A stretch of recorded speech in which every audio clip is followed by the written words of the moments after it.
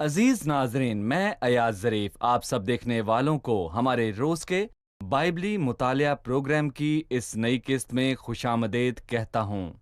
अपने मुताले में हम बाइबल मुकद्दस की तमाम किताबों यानी पैदाइश से मुकाशफा तक हर सोमवार से जुमा आपके लिए तफसीली मुतालिया पेश करते हैं। और हम गिनती की किताब का मुतालिया कर रहे हैं जो तौरात और पुराने अहदनामे की चौथी किताब है। हम इसके 5वें और 6ठे बाब तक पहुंच चुके हैं। मैं चाहूंगा कि मुताले के दौरान आप बाइबल मुकद्दस को साथ रखिए। आज की किस्त में हम खुदावंद की तरतीब के ताल्लुक से बात करेंगे कि नापाक चीज को लश्करगाह से बाहर रखा जाए, और फिर बहाली के ताल्लुक से, और फिर गैरत की नज़र के ताल्लुक से बात करेंगे, और फिर हम 6ठे बाब में नज़ीरों की शरह के ताल्लुक से भी बात करेंगे। फिर हम लोगों के लिए कहानती बरकत के ताल्लुक से भी बात करेंगे, और यही 5वें और 6ठे बाब के बुनियादी मज़ामीन हैं। और अगर मुताले के दौरान आपका कोई भी सवाल हो तो हमें लिख भेजिए हमारे ईमेल एड्रेस info@biblemutalaya.com पर। लेकिन प्रोग्राम के बाकायदा आगाज से पहले मैं खुदा के खादिम डॉक्टर एसाम को स्टूडियोज में खुशामदीद कहूंगा। भाई बहुत शुक्रिया। आप कैसे मैं हैं? बिल्कुल ठीक हूँ। साथ ही हमारे दीगर मेहमानों को भी खुशामदीद। डॉक्टर एसाम, सबसे पहले मैं 5वें बाब की चंद आयात पढ़ना चाहूंगा, उसके बाद आपसे सवाल पूछूंगा। फिर खुदावंद ने मूसा से कहा कि बनी इसराइल को हुक्म दे कि वो हर कोढ़ी को और जरियान के मरीज को और जो मुर्दा के सबब से नापाक हो उसको लश्करगाह से बाहर कर दें।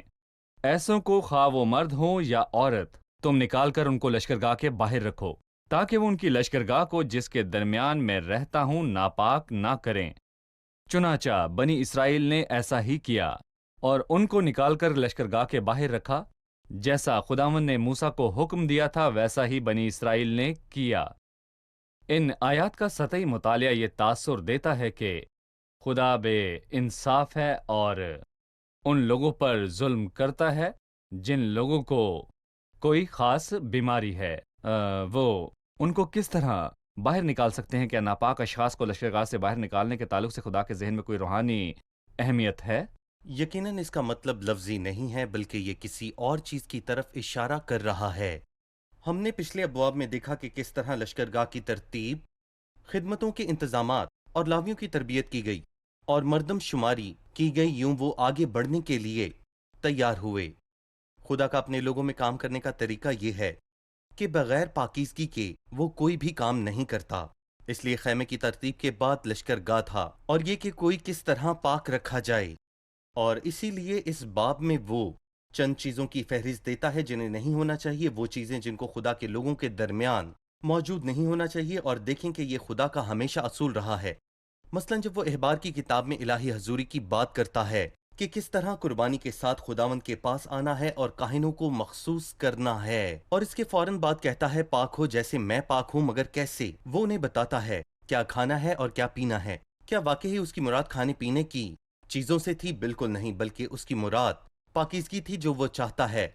और यहाँ पर वो 3 कवानीन की बड़ी वाज़ेह तौर पर बात करता है, और ये मामला था कि खुदा के लोग खैमागाह में गुनाह से कैसे निपट सकते हैं। आपने इनका जिक्र चौथी आयत में किया, जो कि कोढ़ी और जरियान के मरीज हैं, और जो मुर्दा के सबब से नापाक हो। कोढ़ ऐसा नापाक मर्ज है जो अंदर से लगता है, ये बैरूनी जरासीम से नहीं लगता। जरियान वो है जो इंसान के अंदर से निकलता है।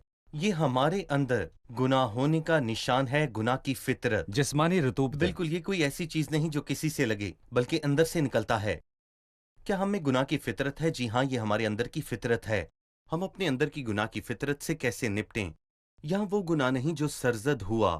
लश्करगाह से निकाल देना मतलब कि खुदा उस शख्स को दोबारा देखना नहीं चाहता, मंजर से बिल्कुल गायब हो जाना, यहाँ इसका यही मतलब है। और यहाँ कलाम मुकद्दस हमें बताता है कि हम अपनी पुरानी गुनाह आलूदा फितरत के साथ क्या करें, जो कि मसलूब हो गई। जी बिल्कुल सही कहा उसने। जिस्म में गुनाह से मज़ाहमत की, वो फितरत जो हमारे अंदर है, खून से नहीं, क्योंकि हमने इसके ताल्लुक से कुछ नहीं किया था। मैं मसीह के साथ गुनाह में मर गया और उसकी सजा मसीह की सलीब पर पूरी हुई, और उसका लश्करगाह से निकाले जाने का यही मतलब है। जैसा कि आपने कहा, बाइबल इसके बारे में बात करती है। सही, इसकी वजह लश्करगाह में खुदावंद की अपने लोगों के दरमियान मौजूदगी है, इसलिए लश्करगाह को नापाक नहीं जी, किया गुनाह जा को सकता। नापाक समझा जाता है और इसका सही। हर लश्करगाह से बाहर निकाला।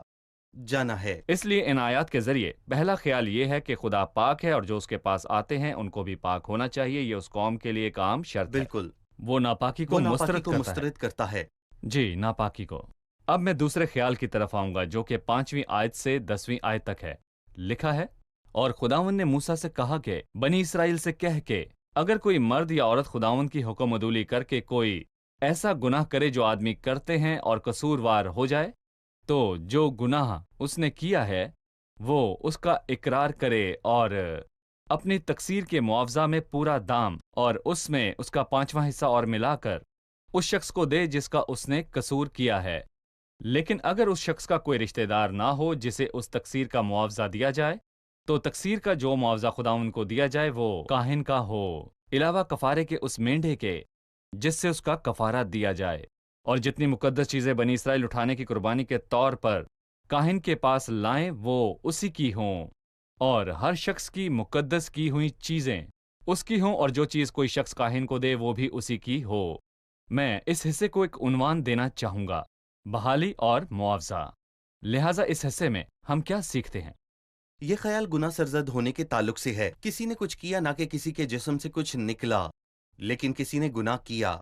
لیکن کسی کے خلاف تو پھر کیا ہونا چاہیے؟ آپ نے ابھی آیات میں پڑھا ہے، وہ شخص خداوند سے وفادار نہ رہا اور اس نے کسی کے خلاف گناہ کیا. لیکن ہمیں یہ جاننا ہے کہ پہلے یہی گناہ خداوند کے خلاف کیا گیا تھا. میں نے آسمان کا اور تیرا گناہ کیا ہے. بالکل صحیح، پہلے اسے خدا کے خلاف کیا گیا، اور یہ شخص خدا کا قصوروار ہے، اور اس شخص کو پہلے اپنے گناہ کا اقرار کرنا ہے. پچھلی شرح میں ہم نے ایک شخص کے تعلق سے پڑھا جس کے اندر کچھ ہے، لیکن یہاں ایک گناہ کیا گیا ہے، اس لیے پہلے یہ ہے کہ وہ اپنے گناہ کا اقرار کرے، اور اس کے بعد وہ خطا کا معاوضہ ادا کرے، یعنی کہ 5واں حصہ.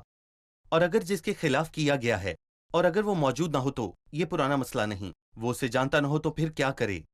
اس خطا کا معاوضہ خدا کا ہے اور کاہن کو دیا جائے، کیونکہ اس کا معاوضہ اسے لازمی ادا کرنا ہے، اور سرزد گناہ سے نپٹنا بہت ہی زیادہ ضروری ہے. لیکن اس کے بعد وہ صحیح. یہاں کچھ اور کہتا ہے، کیونکہ اس کا ذکر پچھلی شرح میں نہیں کیا گیا. اس لیے جو گناہ سرزد ہو جائے اسے لشکرگاہ سے باہر نہیں نکالا جائے گا، لیکن اسے ڈھانپنے اور کفارے کی ضرورت ہے. یہ گناہ ناپاک تصور نہیں کیا جائے گا جیسا کہ پہلے والا تھا، لیکن اس کے لیے کفارے کی ضرورت ہے. صحیح. ناپاکی کے لیے باہر نکالے جانے کی ضرورت ہے، جیسا کہ پہلے بتایا ہم نے گیا احبار تھا. کی کتاب کے مطالعے میں دیکھا کہ مسیح کے تعلق سے 3 پہلو ہیں جو کہ خطا کی قربانی میں کام کرتے نظر آتے ہیں، اور میرا خیال ہے کہ یہاں خطا کی قربانی اور معاوضے کے درمیان تعلق ہے، یعنی 5ویں حصے کا اضافہ. جی، ٹھیک ہے، یہاں پر ہم ایک وقفہ لیں گے اور پھر دوبارہ حاضر ہوں گے.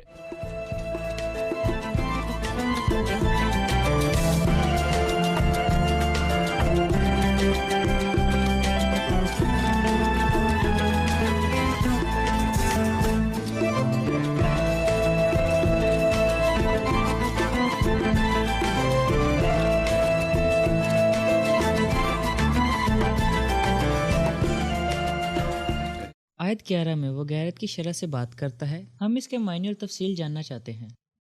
جی بھائی. میں یہ کہوں گا کہ یہ ایک اور طرح کا گناہ ہے، کیونکہ لشکرگاہ کو مکمل طور پر پاک ہونا چاہیے. یہ خدا کی پاکیزگی کے متعلق ہے، اور لکھا ہے اگر کسی شخص کو غیرت آ جائے اور وہ اپنی بیوی کے لیے غیرت رکھے جس نے خود کو ناپاک کیا یا خود کو ناپاک نہیں بھی کیا، تو کون اس کا انصاف کرے گا؟ کیا اس کے لیے انصاف کی ضرورت ہے؟ جی ہاں، لیکن کون کرے گا؟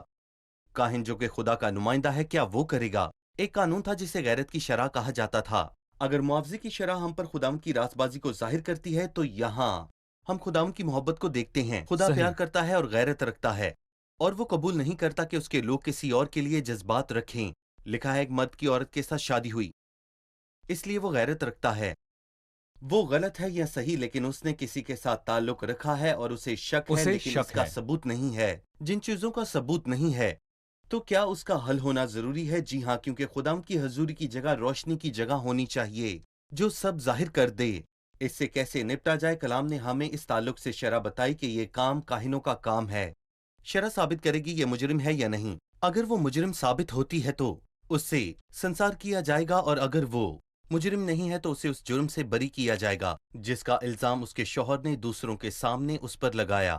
اس شرح میں کیا چیزیں ہیں اس میں کچھ رسومات ہیں جن کا ادا کرنا بہت ضروری ہے، اور اس کا نتیجہ یہ ہے کہ اگر عورت واقعی بے وفا ہے تو اس کا پیٹ پھول جائے گا اور اس کی ران بالکل سڑ جائے گی، جو کہ فرضی حمل اور شرمناک رویہ ہے، اور پھر وہ غیرت کے لیے نظر کی قربانی گزرانے، اور یہ کوئی عام نظر نہیں ہے جو کہ آٹے پر ہی مشتمل ہے، ہم نہ تیل ہے نہ لبان ہے، کیونکہ نظر کی یہ صحیح، قربانی غیرت کی ہے میدے کے آٹے کی نظر سے جو فرق میدے ہے۔ کے آٹے کی نظر سے فرق ہے۔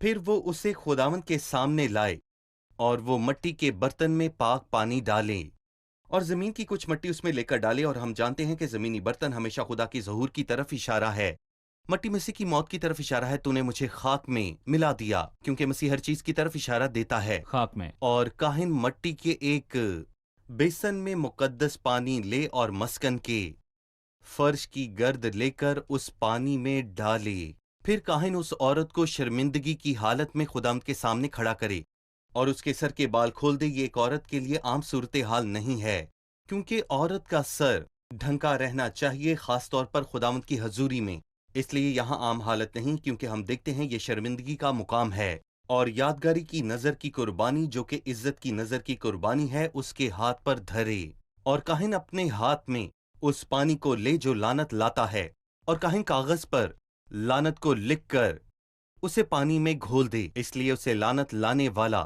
کڑوا پانی کہا جاتا ہے۔ پھر کاہن کے سامنے وہ عورت پانی پیتی تو وہ پانی جو لعنت کو لاتا ہے اس کے پیٹ میں جا کر کڑوا ہو جائے گا اور اس کا پیٹ پھول جائے گا اور اس کی ران سڑ جائے گی، لیکن اگر وہ بے گناہ ہو تو اسے کچھ بھی نہیں ہوگا اور وہ بے قصور ٹھہرائی جائے گی۔ صحیح، یعنی یہ شرح اس مرحلے کے لیے ضروری تھی، گویا کہ لوگ ابھی بچپنے کی حالت میں تھے اور خداوند ان کو شرح اور رسومات کے ذریعے سکھا رہا تھا جو کہ ایک نئی قوم کے مطابق تھے، جب تک کہ ہم نئے بالکل۔ عہد نامے تک نہیں پہنچ جاتے۔ یہاں وہ شخص کے بارے میں بتاتا ہے جس میں تمام باتیں پوری ہوئی تھیں۔ صحیح، ہم اس تعلق سے مزید بعد میں بات کریں گے، لیکن ابھی میں ازدواجی تعلق پر آپ سے بات کرنا چاہتا ہوں۔ اگر کسی شخص کو اپنی بیوی کے لیے شک ہو بالکل تو اسے پھر اس کے صحیح۔ لیے کیا کرنا چاہیے؟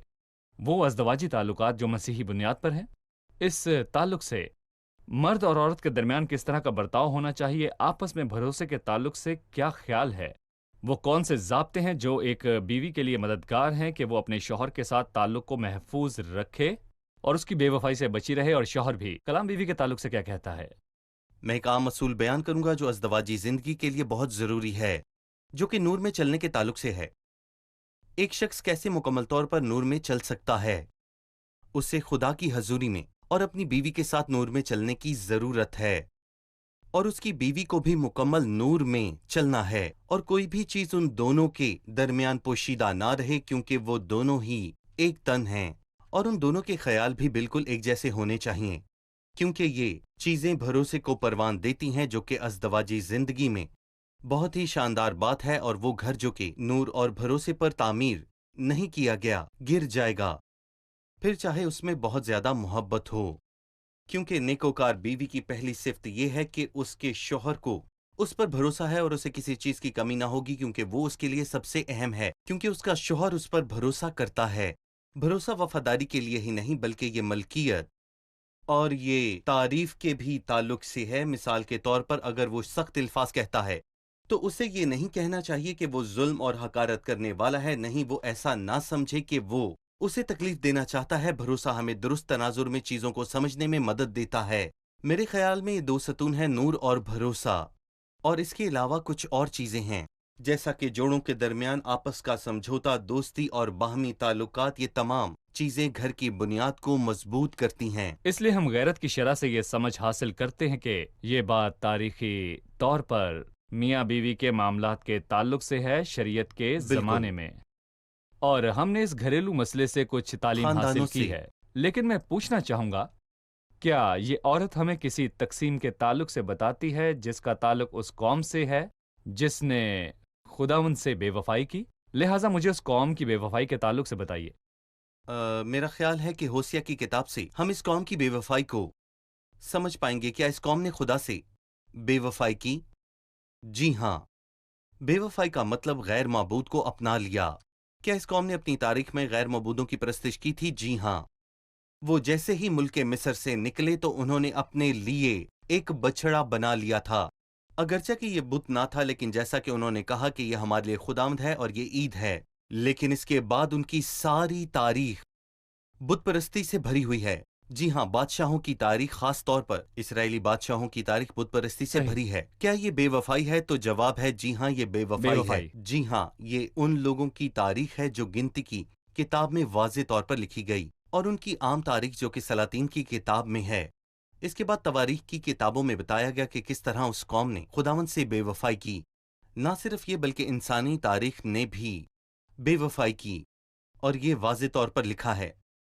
یقیناً تو کیا نامی مسیحت کا تعلق مسیح سے ہے؟ مسیحی ملکوں میں زیادہ تر نامی مسیحت مسیح کو جی، رد کرتی ہے، صحیح۔ اور وہ جو اس سے برائے نام تعلق رکھتے ہیں بے وفائی کی زندگی بسر کرتے ہیں، اور ان کے پاس کچھ خدا ہیں۔ اس لیے یہاں شرع عورت کے لیے نہیں ہے جس نے شوہر پر شک کیا، نہیں، کیونکہ مسیح پر شک نہیں ہوتا۔ لیکن اگر اس شرع کا اطلاق اس نامی مسیحت پر کیا جائے تو اس کا پیٹ پھول جائے گا۔ تو میں یہاں پر کہوں گا کہ اس کا کیا مطلب جھوٹا ہے؟ حمل۔ ایسا ظاہر ہونا گویا کہ جھوٹا یہ حمل۔ حاملہ ہے، یہ جھوٹا ظہور ہے۔ آج کل کی مسیحت اس جھوٹے ظہور کے، اور یہ مسیحی ظہور یہ ہے، خمیر ہے۔ بالکل خمیر جو کہ پھل دیتا صحیح۔ ہے۔ مسیحی ظہور آج کل بہت زیادہ ہو گیا ہے، اور فنون لطیفہ مسیحت میں شامل ہو گیا ہے، اور اس میں انسانوں کے لیے ایک مختلف سی کشش ہے، لیکن اس کی ران سڑ چکی ہے۔ صحیح۔ اور یہ جھوٹا حاملہ پن، اور ہم ایسے ہی دنوں میں زندگی بسر کر رہے ہیں جس میں لوگ خداوند سے بے وفا ہو جاتے ہیں۔ جس نے کہا مجھے تمہاری بابت خدا سے کی غیرت ہے کیونکہ میں نے ایک ہی شوہر کے ساتھ تمہاری نسبت کی ہے۔ صحیح۔ وہ خاص طریقے استعمال کر کے مسئلے کو حل کرتے تھے، یعنی عورت کا خداوند کے سامنے کھڑا ہونا اور وہ کڑوا پانی پینا جو کہ لعنت لاتا ہے۔ میں ان دو باتوں کے تعلق سے آپ سے بات کروں گا۔ خداوند کے سامنے کھڑے ہونے کے معاملے میں ہمارا کیا کردار ہے، اور پانی اس حالت کی وضاحت میں اور توبہ تک لانے میں کیا کردار ہے؟ پانی خدا کا کلام ہے، اور روح القدس اس کا استعمال کر کے دل کے حال کو ظاہر کیا ہم یہ کرتا خود ہے۔ سے عکس تو نہیں کر رہے کہ پانی خدا کا کلام ہے؟ کیا کوئی بائبل کا حوالہ ہے کہ پانی خدا کا کلام کلام ہے؟ مقدس ایسی آیات سے بھری ہوئی ہے تاکہ اس کو کلام کے ساتھ پانی سے غسل پانی دے سے کر غسل۔ اور صاف کر کے صحیح۔ مقدس کلام بنائے۔ سے۔ کلام سے بہت سے حوالے ہیں جن میں لکھا ہے کہ پانی خدا کا کلام ہے جو کہ صاف کرتا ہے، صحیح۔ اور یہ آئینہ ہے جو کہ صحیح۔ ظاہر کرتا ہے جیسا کہ ہم کرنا چاہتے ہیں۔ اب تم اس کے کلام کے سبب سے جو میں نے تم سے کیا پاک ہو۔ یہ آئینہ ہے جو ظاہر کرتا ہے۔ ہم ایوب کی کتاب میں یہ واضح طور پر پڑھتے ہیں کہ جو خدا کے کلام کو پڑھتا ہے لیکن عمل نہیں کرتا، وہ شخص کی مانند ہے جو اپنی قدرتی شکل آئینے میں دیکھتا ہے، اس لیے وہ اپنے آپ کو دیکھ کر چلا جاتا ہے اور بھول جاتا ہے۔ اس لیے لفظ صاف کرنا ہے اور یہ ظاہر کرنا بھی ہے، اور میرا خیال ہے کلام شاندار ہے۔ اور مسیح کے تخت کے تعلق سے جس کا یہاں ذکر نہیں کیا صحیح۔ گیا، خدمت یا زندگی کے تعلق سے، لیکن ایک دن آنے اور والا ہے جب وہ نیت، اندھیرے کی تمام چیزوں کو روشنی پوشیدہ۔ میں لائے گا اور دل کے خیال کا دل کے اظہار خیال۔ کرے گا، اور پھر کیا ہوگا؟ تمام خدمتیں جل جائیں گی جو گھاس پر مبنی ہیں، اور بہت سی سادہ چیزیں ہیں جو ہمیں نظر نہیں آتی، لیکن خداوند ان کی تعریف کرے گا کیونکہ وہی اجر دیتا ہے۔ وہ جو راستے سے انصاف کرتا ہے، بہت سی چیزیں پوشیدہ رہیں گی، اور اگر کوئی بھی وفادار ہے تو کلام اس پر ظاہر کرے گا اور اسے صاف کرے گا، لیکن اگر وفادار نہیں تو اسے ہر حالت میں خدا کے تخت کے سامنے پیش ہونا پڑے گا۔ شکریہ ڈاکٹر احسام، ہم ایک وقفے کے بعد دوبارہ حاضر ہوں گے۔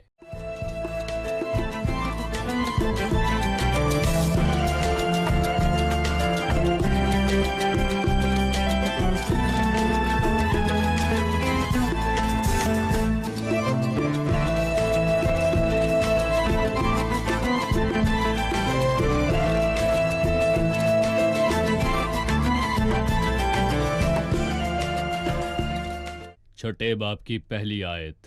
پھر خداوند نے موسیٰ سے کہا کہ بنی اسرائیل سے کہہ کہ جب کوئی مرد یا عورت نذیر کی منت یعنی اپنے آپ کو خداوند کے لیے الگ رکھنے کی خاص منت مانے۔ نذیر کا کیا مطلب ہے اور اس کے لیے کیا شرائط ہیں؟ جی ڈاکٹر احسام۔ یہ مثبت رخ ہم لشکرگاہ کی پاک چیزوں میں دیکھتے ہیں، نہ صرف غیر متحرک چیزوں میں جو کہ نہیں ہونی چاہیے، بلکہ کچھ شاندار چیزوں میں جو کہ ہونی چاہیے تاکہ یہ ظاہر ہو کہ ہم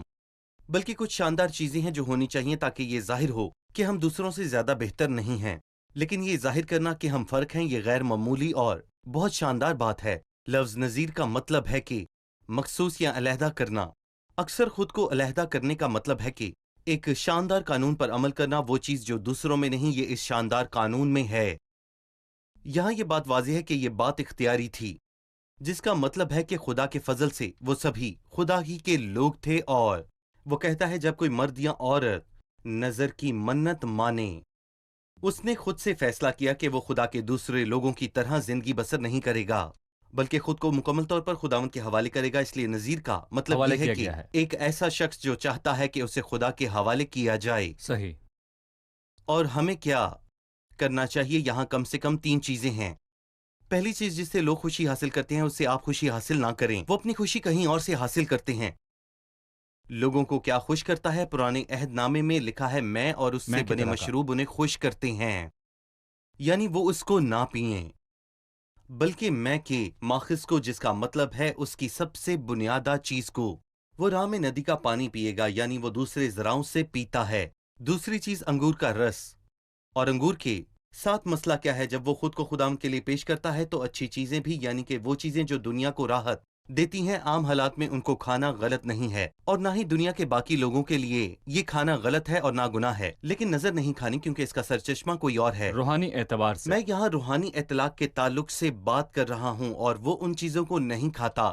جس بات نے میری توجہ حاصل کی ان میں سے پہلی بات یہ کہ ان کی تفصیل کیا کھانا یا پینا ہے. تو کیا اس کھانے پینے کا تعلق روحانی عظمت سے ہے؟ جی ہاں. وہ شخص جو سادہ چیزوں کی پڑتال کرتا ہے اور وہ جو خداوند کو خوش کرنا چاہتا ہے اور اس کے جلال کے لیے کھاتا اور پیتا ہے. اس لیے جو چیزیں لوگوں کو خوش کرتی ہیں وہ اس سے خوش نہیں ہوتا، وہ بس خدا کو خوش کرتا ہے اور ہمیشہ خوش کرنا چاہتا ہے. وہ معاملات کو اس نقطۂ نظر سے دیکھتا ہے.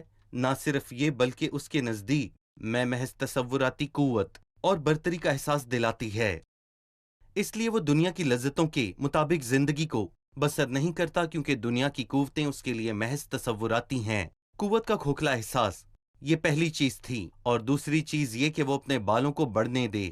یہاں جو لفظ دہرایا گیا ہے وہ ہے سر یا پھر بال یا پھر اس کا سر، اور محض اس کا سر. یہ عجیب بات ہے. یہ اس کی قوت کا منبع ہے. یہ احساس کیا ہے؟ یہ کمزوری کا احساس ہے. وہ جس کے بال بڑھ جاتے ہیں وہ عورت ہوتی ہے. میں بہت کمزور ہوں اور میں آپ کی صحیح. بہت تابع دار ہوں. نذیروں کی قوت ان کی تابع داری کے برابر ہے. تیسرے نقطے میں وہ اور خود کو تیسرا ناپاک نہ نقطہ، کرے. وہ جو خود کو ناپاک یا نجس کرے، چاہے وہ اس کے قریب ترین ہی کیوں نہ ہو. اس کا مطلب ہے کہ خدا ہر شخص سے زیادہ قیمتی ہے. اور پھر وہ کہتا ہے کہ اگر کوئی آدمی اس کے پاس ناگہان ہی مر جائے اور اس کی نظرات کے سر کو ناپاک کر دے. میں مسلسل سوچتا رہا کہ ناگہان سے کیا مراد ہے. میرا خیال تھا کہ اس کا مطلب ہوگا اچانک مر جانا، اور وہ اس بات سے حیران ہوتا ہے اور یہ بات اسے دھچکا دیتی ہے. اپنے عزیز کی موت کی بات نہیں، بلکہ وہ اپنی نظرات کے سر کو ناپاک کر لیتا ہے. صحیح. نذیروں کا گناہ کی طرف بڑھتا رجحان کافی سنگین ہے، اور یہ عام لوگوں کے جی. گناہ کی طرف بڑھتے رجحان سے بالکل فرق ہے. اسے علیحدگی کہا جا سکتا ہے. صحیح. خدا سب کچھ ہے. سوال ہے کہ کیا دنیا نے کسی سچے نذیر کو دیکھا ہے جس نے 3 شرائط پوری کی ہیں؟ کلام میں وہ تمام لوگ جن کا ذکر کیا گیا ان کی تاریخ یہ ہے کہ وہ کس چیز میں ناکام ہوئے. ہر ایک نے نظر کے سر کو منڈایا. تو پھر کون ہے؟ صرف ایک شخص کون؟ ہے، مسیح، یہ باتیں جس نے مسیح میں کہا میں کیسے اپنے ظاہر ہوئی؟ ڈرنے والوں کے روبرو اپنی نظریں ادا کروں گا. نذیروں کی شرائط مسیح میں کس طرح پوری ہوئی؟ کون پوری دنیا میں تابع دار ہوا ہے جس نے کھانے سے انکار کیا جب تک اسے آسمان سے حکم نہ ملا؟ کیا یہ مسیح کے بارے میں ہے؟ صحیح. کس نے بات کرنے سے انکار کیا جب تک اسے حکم نہ ملا؟ اور کیا یہ بات مسیح کے تعلق سے نہیں کی گئی تھی؟ اس نے حکم کا انتظار کیا. اور نہ ہی اس نے خود کو ناپاک کیا. بالکل صحیح کہا. ناپاکی سے چھو کر بھی نہیں گزری تھی.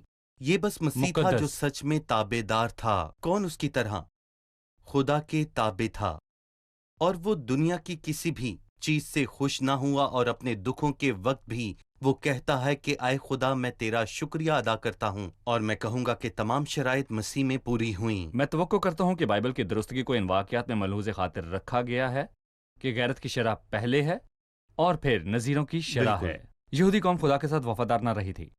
مسیح جو کہ یہودا کا حقیقی خادم تھا، کامل انسان تھا، وہ آیا. یہودی قوم جسے انگور کی طاق کہا گیا ہے، جسے خداوند مصر سے لایا اور انگور پیدا کیے. یوحنا 15 میں مسیح نے کہا کہ انگور کا حقیقی درخت میں ہوں. اور میرا باپ باغبان ہے، اس لیے مسیح حقیقی نذیر ہے جو آیا، اور خداوند کی مرضی اس کے ہاتھ خوب انجام بڑھنا۔ پائے گی۔ نذیروں کے تعلق سے بات کرنے کے بعد برکت ہے۔ میں 22ویں آیت میں برکت کے تعلق سے آپ کا تبصرہ چاہتا ہوں، آپ کیا کہیں گے؟ برکت اس وقت تک نہیں آتی جب تک آپ کے اندر پاکیزگی نہ ہو۔ ترتیب یہ ہے، پہلے خیمے کی ترتیب، پھر پاکیزگی، پھر اپنے مثبت اور منفی پہلوؤں کے ساتھ برکت۔ لکھا ہے ہارون اور اس کے بیٹوں سے یہ کہہ کے تم بنی اسرائیل کو دعا دیا کرنا کہ تم ان سے کہنا کہ یہ تحری برکت ہے، لیکن خوبصورت بات یہ ہے کہ سب کا تعلق خدا سے ہے۔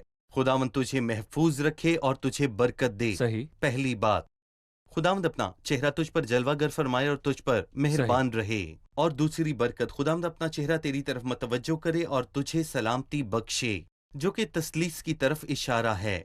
جبکہ پاک ماحول میں یہ برکت دی جاتی ہے کہ یہ خدا کی اپنے لوگوں کے لیے یہ سوچ ہے کہ خدا ان کو بیک وقت 3 برکات دیتا ہے، اور یہاں خدا باپ آپ کے لیے ذمہ دار ہے کہ آپ کو برکت دے اور محفوظ رکھے، اور خداوند اپنا چہرہ تجھ پر جلوہ گر فرمائے اور تجھ پر مہربان ہو۔ یہ شاندار بات ہے، خداوند اپنا چہرہ تیری طرف متوجہ کرے اور تجھے سلامتی بخشے۔ شکریہ ڈاکٹر احسام، یہ بہت بابرکت گفتگو اور تفصیلات تھیں جس کے لیے کئی ایک ساتھ درکار ہیں، نظیروں اور کے ہم تعلق صرف سے اپنے کافی وقت ناظرین کو درکار کلام ہے۔ سے مستفید کروا رہے ہیں اور کلام کی بھوک اور مطالعے کے لیے تحریک دے رہے ہیں۔ پروگرام کا وقت ختم ہوا جاتا ہے، آئیے مہمانوں سے رائے جانیں۔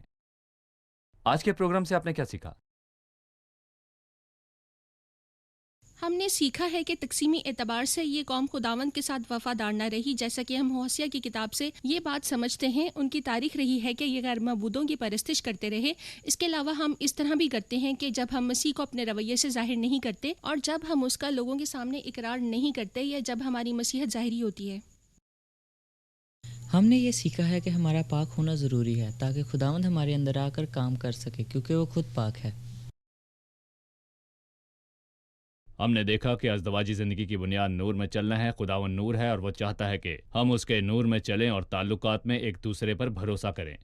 شکریہ، خدا آپ کو برکت دے۔ ڈاکٹر احسام، بہت آپ کا بھی شکریہ بھائی، خدا آپ کو برکت دے۔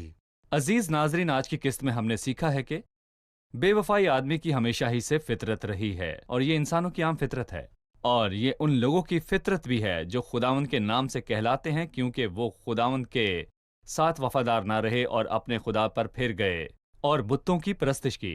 لیکن یہ مسیحت کی بھی فطرت ہے جو خدا سے پھر گئی ہے۔ یہ مذہبی نظام کی فطرت ہے جس نے مسیح کی جگہ دوسری چیزوں کو ترجیح دی۔